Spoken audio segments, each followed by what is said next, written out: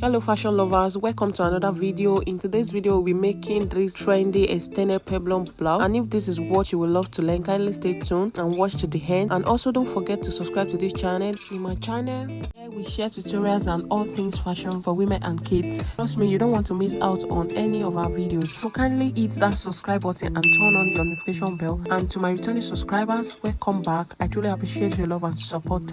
All right, these are the measurements we need to achieve this.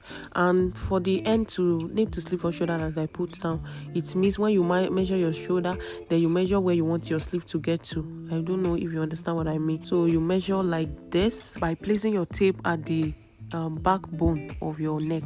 Then you take the tape to the length where you want your sleeve to stop. So that's what I mean by nip to sleeve. Okay, so the next thing is to fold our fabric into two using the nip to sleeve measurement that I mentioned, which is 15. Then I added allowance to it, so I will just follow it like that to be sure. And I will take the length of the blouse, which is the one to the half length. So we are taking shoulder to half length, which is 6 and 17. Then I will add half inch for sewing down and half inch for sewing up, which is 18, like that. So that's what I will do there. Then mark it across to cut it out. Okay, the next thing is to take our neck width, which is 3.5, and I'll mark that, then come down by 3.5 as the neck depth as well. Okay, so for the back I'll be using 1.5, so I will mark it again on the front piece. So I will create the cuff. All right, the next thing is to come down by 1 inch by the edge of the sleeve, like here. So I will mark 1 inch as for the shoulder slope. Then come down by my armhole length, which is 8.25. But if your sleeve, if you have a very puffy sleeve at that place that your sleeve will reach, just take it round and divide it by 2 and measure it down from that 1 inch. So I'll connect the shoulder slope. Okay, the next thing is to measure our nipple to nipple measurement. Mine is 4, so it's 8 and divided by 2 makes it 4. So I will just take it from the bust point. So I'll come down to my bust point, which is 10. Then I will divide, then I will take that measurement. Can you see it falls? But then you measure 10.5, because when you sew half inch by the shoulder, it comes up. So which is why we had the shoulder allowance, which is half inch. So we mark 10.5. Then I'll connect the 4 inches nipple measurement together. All right, the next thing is to come down by 1 inch from that nipple measurement. So from the nipple measurement that I've added half inch allowance, I will just come down as you see me do here. I will come down from there by 1 inch. Then take the measurement for under bust points. So place your tape to the shoulder again and measure your under bust point. Mine is 13.5, but I will add half inch shoulder allowance again, just like I did at that nipple point. Okay, so just measure the under bust, which is 13.5. Then I added 0.5, make it 14. Then the half length is 17. When you add half inch, that makes it 17.5. Then we still have half inch left for the joining to the peplum. I hope you understand me. Can you see 14 inches, then 17.5, then the half inch left will be for the joining to the peplum. Okay, so the next thing is to come to that sleeve area. Then we measure our measurement for it, which is 8.25 or 8 inches. So I will add allowance to it because we still join at the shoulder and that cuff area to the side. So I will mark 9 inches. All right, so the next thing is to take our bust measurement, which is 40 thereabout. Then I will divide it by 4, then mark it at that point, that nipple point. I'll mark it there, then add 1 inch sewing allowance to it. All right, so I'll come to the waist as well, then measure the bust divided by 4 plus 1 inch. Okay, so we are trying to do under bust tightening, so that's why I measure both bust measurements and on the waist. Okay, so just watch closely, you understand what I'm doing. So I'll connect the lines together, and on our under bust measurement, I will take our normal under bust measurement divided by 4. So that's my under bust round measurement. So I'll divide it by 4, then add 1 inch sewing allowance.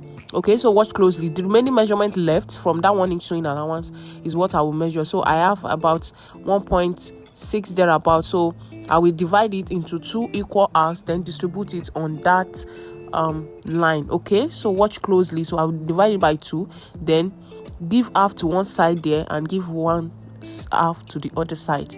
All right, I hope you understand. So just watch closely, it's very easy. So that's the under bust measurement. So you take your under bust divided by 4, then add 1 inch sewing allowance, then the allowance left by the side, divide it by 2 and distribute it into 2 equal half. Okay, so on the waist also, I will divide my waist by 4, then add 1 inch sewing allowance, then the remaining measurement left by the side, I will also divide it into 2 equal halves, just like I did on the underbust line. Okay, so it's not difficult, it's something you can get. It's just to tighten the underbust. Okay. All right, so after we've done that, the next thing is to connect them together. So the 1 inch that we came down by is where we curve it to the underbust.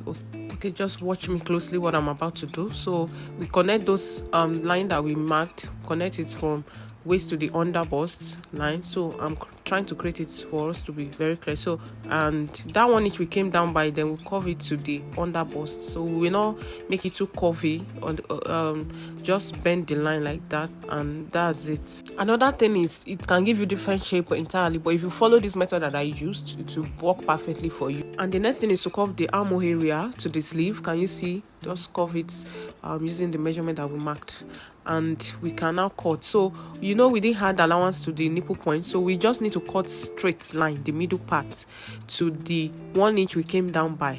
Okay, so you don't need to cut it through, just stop at that 1 inch we came down by.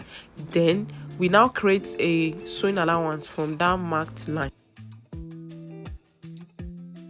Alright, so we create the sewing allowance by just creating some bits of allowance. Can you see? So just like I'm using the chalk to trace it out, I will just trace it like that. Then that's where we cut. We will not cut the line that we connect initially.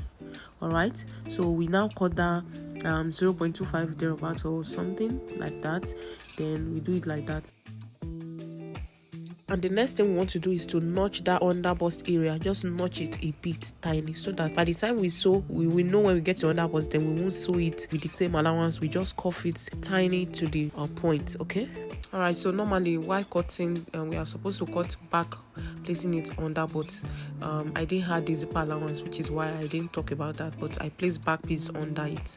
So if you are using this method of cutting with sleeve, then you just need to add the zipper allowance, then you cut what we did like that, then raise it up, then add that nipple to nipple points that we measure. I've already cut them together, creating that line. Can you see? So for the allowance to be added, that we added about 2.25, you just need to create it straight. You don't need to cuff it at that underbust to nipple to 1 inch down nipple point. Okay, so it's a back, it does not have bust, so we don't need to cuff it. So just cut it straight like I'm doing here.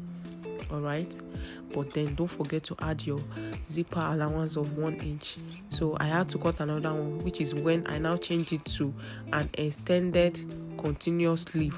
So if you are not using this method, you can use the other method I want to do, but trust me, both method will give you the perfect style that you want. All right. Okay, to do the continuous cap sleeve, I'm doing cap sleeve. So to do the continuous cap sleeve, we just need to place the back. So this time around, I've added 1 inch sewing allowance for zip. Okay, so it's from that 1 inch that I will place my front on it, and I've formed that shoulder line, and the 1 inch we came down by the sleeve for shoulder slope, I've added it on the back piece, just to have the perfect back to cut with. All right, so it's not something difficult. So if you are using this method, it's just to create our normal bodice, then add that continuous cap sleeve to it. So watch closely what I'm about to do. Okay, so I've created the neckline for the back, which is 1.5 I came down by, and the width is still the same thing with the front, which is 3.5. All right, so the next thing is to mark our shoulder measurement, which is 8 inches for me, and I will mark it, and then I will come down by 1 inch as the shoulder slope. All right, so after coming down by 1 inch as the shoulder slope, then from there I will mark my armhole measurement, which is 8.25. And the next thing is to mark the shoulder line as well, just to balance it. Then create that line, then extend the line to the side, just to create the armhole curve. And to create the armhole curve, that 1 inch that we came down by, we slope it to the shoulder, just as you see me doing it here. Okay, the next thing is to mark our armhole line, then divide it into 2. Then from the midpoint, we go inward by 0.5. And to create our armhole curve, we measure our bust divided by 4. Then we add 1 inch sewing allowance to it. Then we connect the 3 lines together to create the armhole curve. Now to cut our continuous extended cap sleeve, we will go up by 2 inches from our chest line. So we mark it. Then on our shoulder line, we will come outside by 3 inches or 3.5 or 4 inches or 2 inches, or just your choice. So I marked 4 inches for myself. Then I will create that curve. I will connect the straight line slightly, just the way it's coming from the shoulder. Then we come down from that point by 1.5 from the edge. Then we mark it. So we bring our curve line ruler to curve it outward, as you see me doing it here. Okay, so the next thing is to connect it to that 2 inches we went up by from the chest line, and we just need to curve it using our curve ruler, just a bit of curve like this. Just place it, making sure that it's evenly at that 2 inches side. Can you see? Then can you see it's curve inward to the hammer?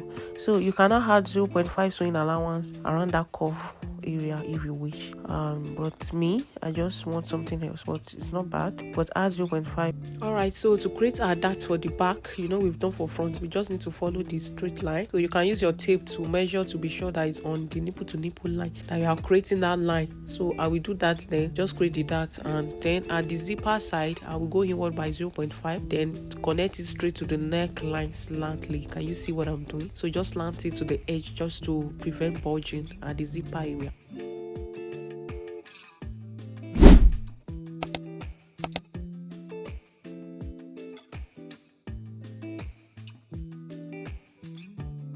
Alright, the next thing is to sew. So the first thing we do is to sew the darts for all the pieces. So we sew that for lining separately and the fabric itself separately, following this line that we marked. So we just follow it on all fabric. Okay, I'm done, and this is what it looks like. Can you see how I followed it neatly? So the next thing is just to join it by the shoulder for both fabric itself and the lining separately.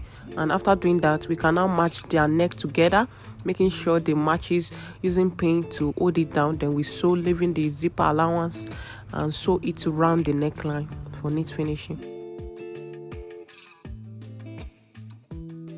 Okay, so after doing that, the next thing is to turn the sleeve as well. So we just need to fold one handle, like one part, you open it up like I'm doing here, then you roll one part using the other one to wrap it up, then we sew it around. So just watch closely what I'm doing. So after you've done that, you do it for both sides, and the next thing is to join by the side. And to join by the side, you open it up like this, then you stitch it down.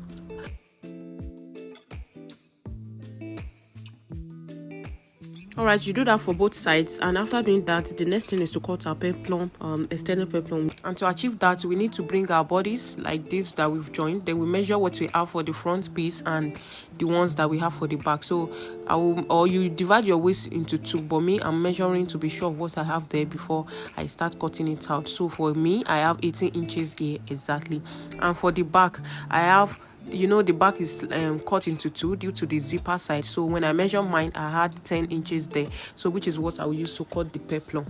All right, to get the peplum length, like the extended length, that means we measure our waist to the place we want it to get to, either your knee or wherever. So you just get it. So mine, from my waist to about 20 to 22 inches. So that's what happened there. So I fold fabric into two, and I will take that waist for the front, which is 18 divided by 2, that's 9. I will mark it, then add the 22 inches extra, I think 21 or 22 inches extra for the peplum extended one. Okay, then I will fold the fabric like this. So the length I have here is the length of the peplum. The length of my peplum is 7 inches, so I added 1 inch, that makes it 8. So times 2 makes it 16. So I will fold it into 2 now. Can you see how I'm folding it? Just watch closely. So I'll fold that into 2, which we have the length of my peplum like that. So after folding into 2 like this, then can you see it's 8? Okay, so for more clarity, so this is how I fold them, like that and like that, using the measurement I said earlier. So the next thing, that side that we have the 4 opening like that, we go in and measure our waist divided by the one for the front divided by 2, that's 9. So that's your waist divided by 4. Okay, and I will mark it, then sew it as I'm tracing my hand like that. That's, you will turn it inside out. We fold into we fold the right part on each other. I don't know if you understand what I mean. So you sew it like that, following your hand using 0.5 inches. You sew it to the edge like that, then you stop at that point that we have our waist divided by 4. I hope you understand what I mean. Then after sewing it like that, we will do it for the other side. When you open it up, you will do it for the other side, then turn it inside out. For the back, we will also do the same thing like I explained earlier, 16. Then we fold this same way we fold do it using the measurement we do, but this time around, after folding it into 4 to make that 8 inches, we now fold it to 2 like that, then we cut it out. We sew zipper, and the only difference between the back and the front is just the 1 inch for sewing allowance. Alright, so we measure our waist divided by 4 plus 1 inch zipper allowance. That's where we notch, but we are doing that on that part. We have 4 opening like I explained on the front one. Alright, so I've done that stitching of 0.5 and I've done it this side out. Can you see the opening we have left? That opening will be the one that will be at our waist for both front and the 2 pieces at the back. So I've done that for all the peplum. I just hope you understand. Just follow what I explain and see what I. So we have that part that they meet. That's where this thing will be. So you need to notch it so that the 0.5 will come up and you'll be able to sew at that side. So you stitch on front and the 2 pieces for the back, and after stitching it, the next thing is to attach the zip. Okay, so this is how to attach it. Can you see where the waist won't stop, and the other one for the back, I will just pick it like that, attach it, then they will all meet at that edge by the side. Can you see? And you just stop your sewing there. And that will be all for this video. Thanks for watching. I hope you'll be trying this. Also, don't forget to subscribe to my channel for more videos coming up, and see you in the next one. Bye bye.